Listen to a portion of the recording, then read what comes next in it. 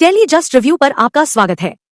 रोजाना आपके पसंदीदा सीरियल ये रिश्ता क्या कहलाता है के सबसे तेज और रियलिस्टिक अपडेट्स पाने के लिए चैनल को जरूर सब्सक्राइब करें। आज के एपिसोड की शुरुआत अरमान के दोस्त से होती है, जो बिना बताए जयपुर की प्रॉपर्टी बेचने पर अरमान से नाराज हो जाता है। वह शिकायत करता है कि उसने भविष्य में वही प्रॉपर्टी खरीदने की इच्छा जताई थी, लेकिन अरमान ने उसकी बात को नजरअंदाज कर दिया।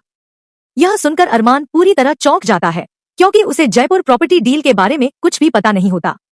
दूसरी ओर अभिर कियारा को एक अंगूठी दिखाता है और उसकी राय पूछता है। कियारा अंगूठी की तारीफ करती है, लेकिन साथ ही बताती है कि कावेरी चाहती है कि सगाई में पुश्तैनी अंगूठी का ही आदान प्रदान हो। अभिर बताता है कि उसने यह अंगूठी खास तौर पर मनीषा को इम्प्रेस करने के लिए खरीदी है। कियारा सवाल करती है कि वह कब तक मनीषा को मनाने की कोशिश करता रहेगा।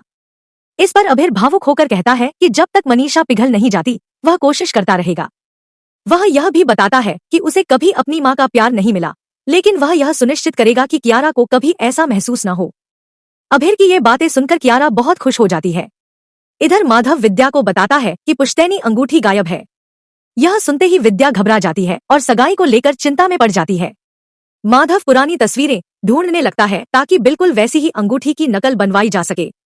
वह विद्या से कहता है कि उसने अभी तक इस बारे में अभिरा को कुछ नहीं बताया है। साथ ही वह अभिर और कियारा की सगाई को लेकर भी अपनी चिंता जाहिर करता है। अभिरा अक्षरा को बहुत याद करती है और उसकी तस्वीर के सामने अभिर की शादी की बात करती है। उसकी ये भावुक बातें अभिर चुपके से सुन लेता है और अंदर ही अंदर भावुक हो जाता है। वहीं दूसरी तरफ अरमान संजय से जयपुर प्रॉपर्टी बेचने को लेकर सवाल करता है।